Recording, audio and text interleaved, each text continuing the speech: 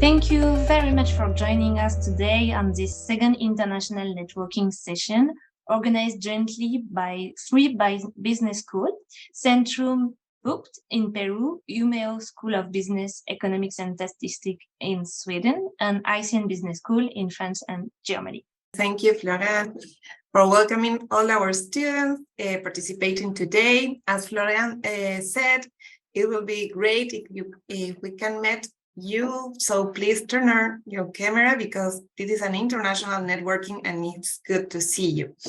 So my name is Fernanda Falconi. I'm International Coordinator at Centrum PUCP, and I'm pleased to be here today as part of this second international networking session. For this meeting, we have a special element, the presence of two distinguished professors, Axel Lutz, Professor of Intercultural Management at ICN Business School, and Silvia Santiesteban Vargas, Lecturer in Organizational Behavior and in Digital Transformation at Centrum PUCP, who will be sharing important information about understanding nonverbal communication in an intercultural context. So welcome, and please, Martina, you can continue. Hey, thank you, Fernanda, and thank you, Florian. So I'm going to quickly just present myself. So my name is Martina Sundqvist, and I am one of the international coordinators at Umeå School of Business, Economics and Statistics, USBE for short. So I'm very excited to see so many of you here today, and I think this session is going to be very interesting. So thank you. Yeah. First of all, I'm going to share with you kind of animation. So we would like to ask you, please, to open your internet web page on mobile phone or laptop as you want, and go to WUCLAP website. Please. You can enter this code event as well, and let us know when you are ready. You will have question to answer. What a nonverbal communication means for you. Nice, you have many ideas. Thank you for being so involved and having good ideas. I will now give the floor to both Professor Axel and Silvia. They will explain us what is nonverbal communication in an intercultural context. Thank you very much, Florian. Is it possible to keep this cloud of word, because I think it's really interesting to use it Yes. during our exchange? Of course. Here you are. Thank you. Thank you. Because I think that you're right and you understand well what is nonverbal communication, and with Silvia, we want to show you how it works in our region, because I'm from Europe, France, to be specified, and Silvia is not. So I'm going to show you how it works in Europe and especially in France. And Silvia? Hello, Axel. Happy to be with you now. We have a wonderful group, I think, by all the expressions here, which are so accurate about nonverbal communication. And indeed, it's about our bodies, the way how we behave, the way how we express ourselves without words, without having the need to speak. Exactly. And if we can use your words, because this is a good way to explain how it works, I'm gonna take one of the biggest one, because I think the biggest one is the one who's said the most. So maybe gesture can be interesting, because I think this is the first thing you can see when you speak with people, because you have some people who use a lot their body to speak, and some other people who doesn't use it a lot. And this is really, really important to know how people you're gonna meet use their body, because some people can be seen as shy, but this is just how it works for them. And for other people, they can see too expressive, but this is how it works for them. In France, for example, we don't use a lot of gesture, just a little bit, but not a lot. We are not like in Italy where they use a lot their hands to speak, not in France. And in your part, Sylvia, how it works? Well, indeed, I was thinking about this topic, gestures. It's so important, Axel. I would say that during my years, first of all, as a student, and then later working in Europe, in different countries, indeed, I discovered that for us Latin Americans, there is what we call the intimate circle, which is deserve, and it's mainly for very close friends or family. This is not so defined for Latin Americans as we are, and we tend to hug, we tend to be very, very expressive, we kiss. Well, and at least before the pandemic, we were kissing and hugging and touching, and that would mean we tend to express we like that person or that group of people. Instead, in Europe, there is a circle that is only for family and very close friends, which probably is it encloses a diameter of around 1.20, 1.10 meters around you. And then for the rest, you have to keep a little bit apart, and you most of the times just shake your hands and not express or not greet people with kissing or hugging. And that makes a huge difference, because it's when you speak about, for example, ice breaking within teamwork, then at first it might appear to you that it's that societies in the other side of the world tend to be more apart and are a little bit colder, and it's more difficult to engage that way with people. And that doesn't happen here that way. Exactly. And in France, about kissing, we did that a lot before COVID. We make the bees, but this is really, really typical in France, because if you want to try la bise in another area in Europe, it will not work. Okay, really not. This is really strange, and this is really a break to this personal area, and you can't go to this personal area. And this is really interesting, because in France we make that, but we have to keep also this personal area.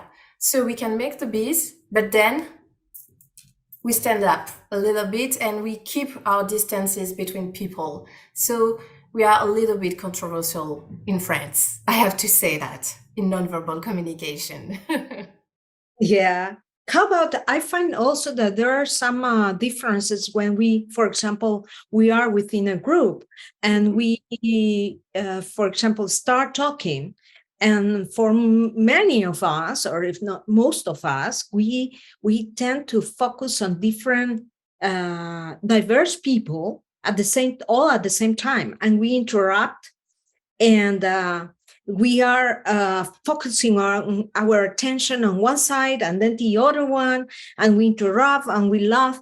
And that doesn't happen in the European way normally, but it's because people let the other one speak, to stop. There is a little silence, and then you continue and you ask probably again, and let the other have that bit of silence, and then you continue again. And when you talk also, you tend to focus on the eyesight, which doesn't happen normally to us, because we tend to be a little bit dispersed. And this might appear as if we don't give you that much importance, but it's not. It's just a different way. What do you think about that, Axel?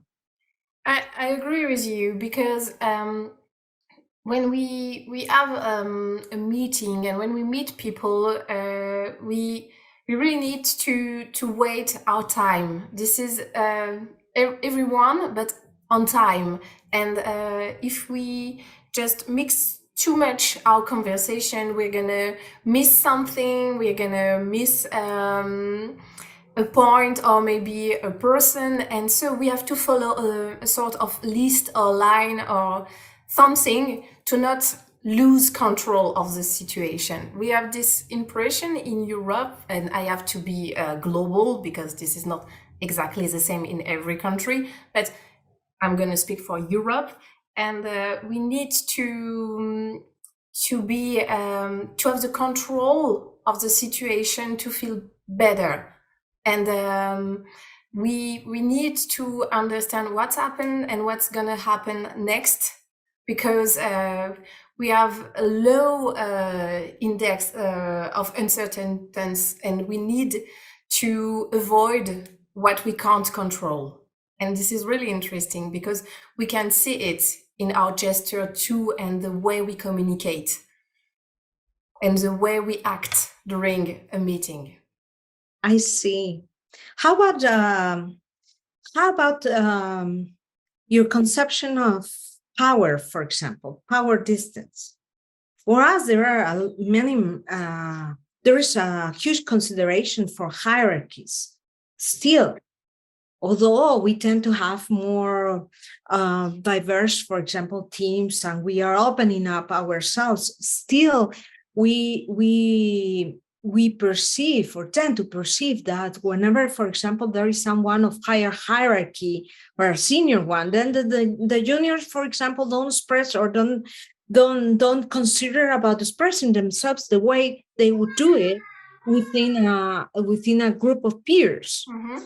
And this is, of course, is changing, but we do have many concerns still about how we express when we are within that diversity of groups. How about you?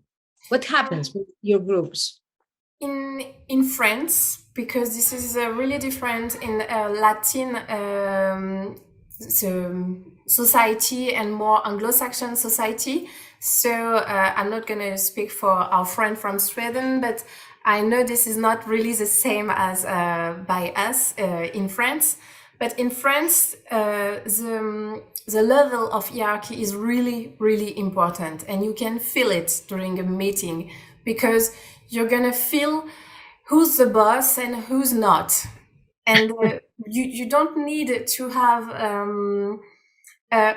to start the communication to know right at the beginning of the meeting who's in charge, who's manager, and who's not. And this is really something we have in the Latin society, because this is really important for us. We try to change it because of this interculturality, because of this influence of other countries, because we don't work only between French people and we have to adapt ourselves. But at the beginning, we are like that, and we learn to erase this huge hierarchy, this importance of the hierarchy, because in France, we are really known as a country with too many level of hierarchy and too many level of everything, and we need time to validate everything, because we have to go through every level, and we lost a lot of time for that, and we are really known for that here in French. In France. Speaking about time, usually within groups, in the past years, we've become very, very conscious about time when we are in a business environment, especially, and we are very punctual. Although when we receive, for example, an invitation, let's say there is an invitation that is related to your work, to your organization, probably we'll will expect people to arrive within the coming 30 minutes or so. So we are not that strict with time, with punctuality. How is it in France, by the way? We are less punctual than German people, but we are really punctual. We are in France what we call the quart d'heure, and it depends from the region you're from. So you can speak about the quart d'heure parisien or quart d'heure lyonnais or everything, but we are often 15 minutes late or right on time and until 15 minutes late, but no more, not more.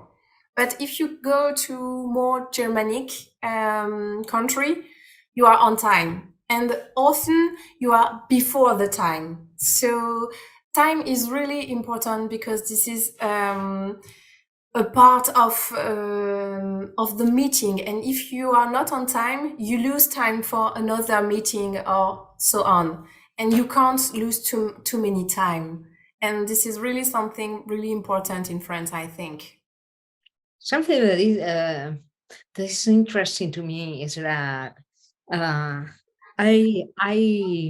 I've almost forgotten that you, for example, whenever there is an invitation, you establish the time of opening the invitation and the time of finishing it, which doesn't usually happen with us. Mhm. It depends on the mood of the people who are attending that event sometimes, although we start to see also that there are some limits about time established in this part of the world, and it's very curious to expect that. Yeah. And you usually don't come along with other people as well if you have an invitation, and then here we would not bother that much about having some extra individual coming to an event in particularly. And how about the gestures, your body position? How do you use, for example, on your employee hands when you are in a business meeting? You try to use it less than possible. So you can use it because you want to show something on the screen or something like that, or you want to write something, but we don't really speak in France. We don't really speak with our hands. And when you do that, you always hear that you have maybe some Italian blood in your veins or something like that. But this is not something typical in France. You don't use a lot your body to express yourself. You are a little bit static when you speak, and this is something that we lose with time, the new generation, because new generation are really inspired by this interculturality all around them, and we lose this kind of stoicism, if I can say that. But we are not people who are really expressive with our body. Yes, that's true.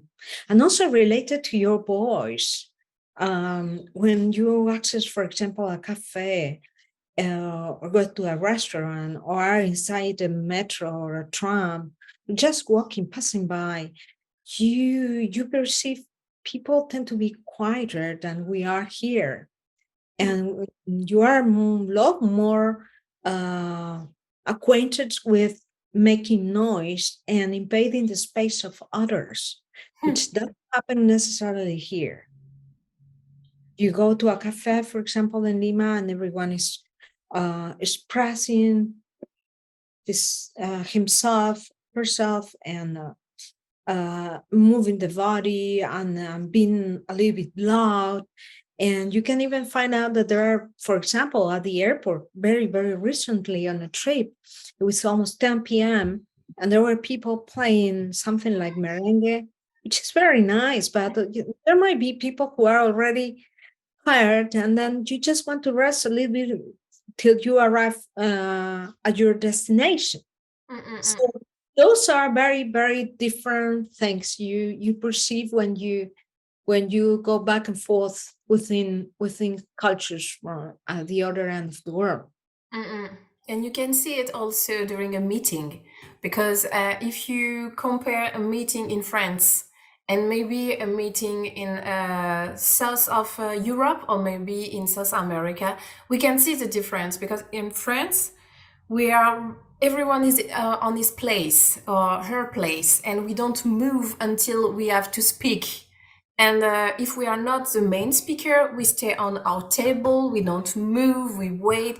This is not really dynamic. And this is something we try to change, because we are influenced by this interculturality. But at the beginning, we have to not be surprised that everyone is really, I have my place and I have to keep my place. And this is really interesting. Sorry to interrupt you now, actually.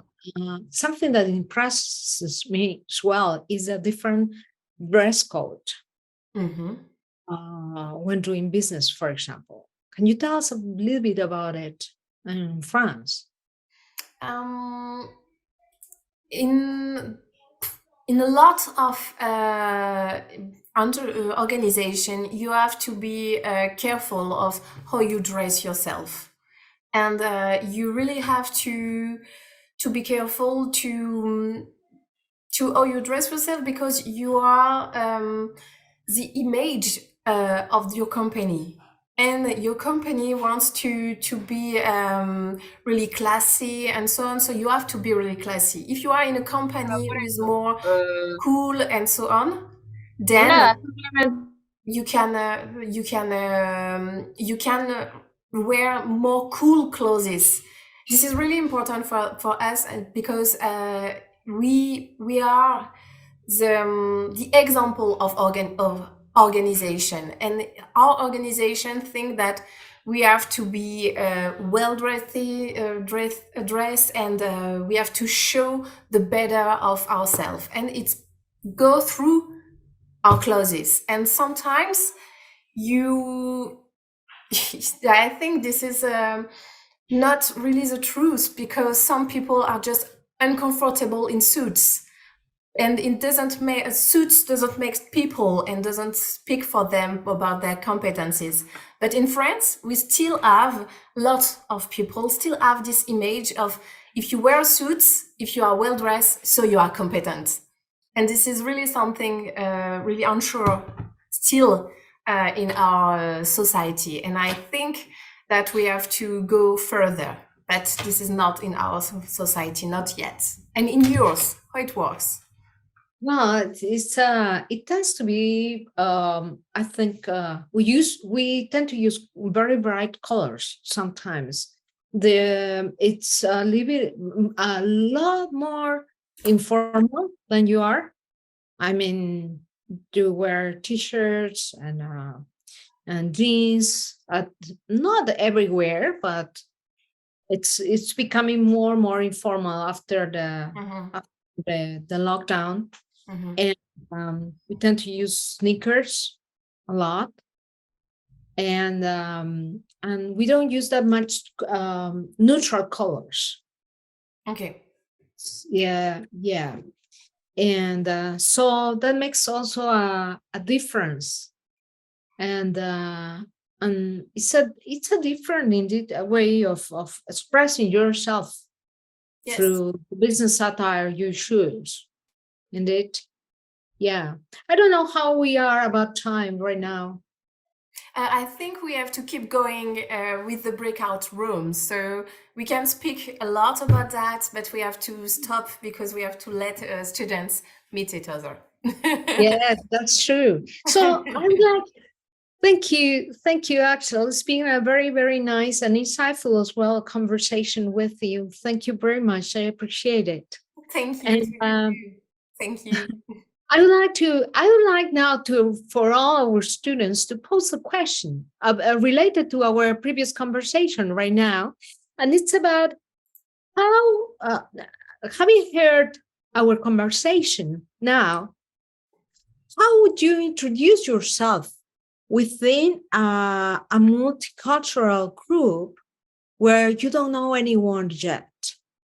How would you introduce yourself?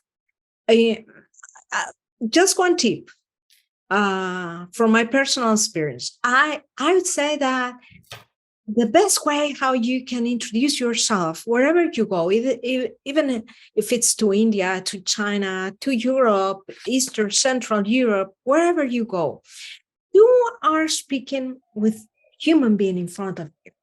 So the best way how to approach that other human being you don't know, who's coming from a totally probably different culture than yours, is about stating something really human. So think about it and enjoy the time now that you go to your breakout rooms. Thank you, Silvia. So now we will follow some instructions that my colleague Marite will be sharing with us. Please, the next. Yes. So now we will invite you to join breakout rooms where you will be meeting colleagues from different schools as USBE and ECN and Centrum PUCP. You will have 15 minutes for this activity, and you will be invited to answer the question that Professor Silvia has shared. The person with the shortest hair in the activity will initiate answering the question, and then he or she will nominate the following person, okay? So we can begin the activity and see you in the main room in 15 minutes. Please, Marite, show again the question if they don't remind it, is how you introduce yourself in a multicultural group you don't know yet. So if you want to copy this or just take a picture, it's fine. You will be joining breakout rooms in a few minutes, okay? So, welcome back, everyone, from the breakout rooms. I hope you all had some interesting conversations. So, while we're waiting on opening the next breakout room, we wanted to again share a book clap and ask you another questions about how was your experience? Oh, that's very good that you had fun. Yes. It was amazing. Excellent feedback. Interesting. That's good. That's what we want. For this to be interesting discussions for you.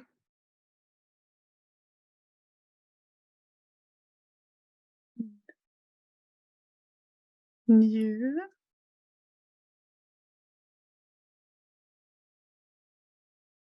Okay. So what I'm taking from, yeah, I'm thinking that it's interesting conversations and funny conversations. That's good. Great. So perhaps yes, perhaps some of you wants to open micro and share some of your feelings or what? Some insights on the conversation, right? Of course. Bastian, Victor, I see you want to participate. You can open your micro. Come on, Victor. Hey, he's laughing. Yes. I get curious about the topic of conversation now. Yes. It was really funny because even if we are not in the same country, we think a lot. Our thought it's practically the same. For example, for our attitude in the work and our attitude with our friends, family. about the touching thing. And that's it. Well, thank you for sharing. Maybe we should start preparing then for the second breakout rooms, unless someone else wants to share something. And then I think, Axel, did you have Yes, next I have question? another question for you. I want to know, and I want you to discuss about how you can adapt yourself during a second meeting. Because no, you already met each other, and you know that you are from different country, different background, and so on, different culture. So how are you gonna adapt yourself to continue to work together, to continue to speak together, and how it's gonna be? Welcome back. Welcome back, everyone. Yes. Mhm. Okay. So I think we have everyone right now. We are quickly going to share with you a last WUCLAP question here. How do you feel about today's activity? Short, yeah. 15 minutes was short. It was short, yes. A full day, networking. Yeah. 1 hour is not enough. No. Definitely.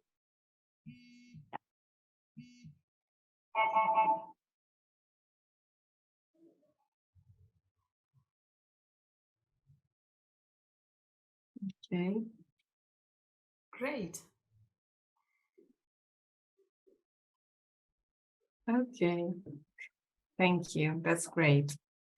Some of you want to share your experience?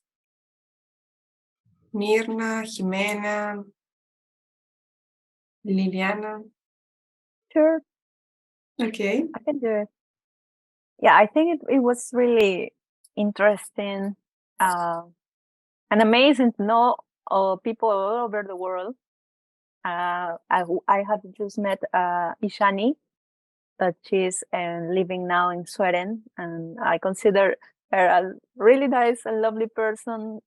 She moved herself with her son, and for something. He's well. She's alone with her son right now, but she mentioned something that her husband is going to join them very soon. I felt the warmth from her. I like her very much. Yeah, and also in the first breakout room, I found a person that I already know that I didn't know, and we recognize ourselves because we both play tennis. So I know you. That it's Pedro that I know if he's still here. But yeah, it was a really great experience. Very short, actually, yes, because we are almost finishing. But I find it really, really interesting. Okay, thank you, Mirna. Someone else wants to share? Yes, well, in my case, I love to share the time in both groups. The first one with Bonica, I was telling her that I was the first person that I'm meeting for Cambodia, and it was a really good experience. Also with Luis, there is a Colombian, but he's studying now at Sweden. So it's really amazing to knowing each other and from other cultures, and you can realize that we have several things in common. So this kind of experience for me is like exploring my mind. Thank you, Claudia. Excellent. So I believe that in the chat box, you have the link for answering the survey for this activity. So before disconnecting, please, if you can answer this, would be great. So thank you for joining today to this activity, for participating today. We will be designing future activities that we'll be communicating to you. So we are happy to be here and to have your presence next activity. So thank you.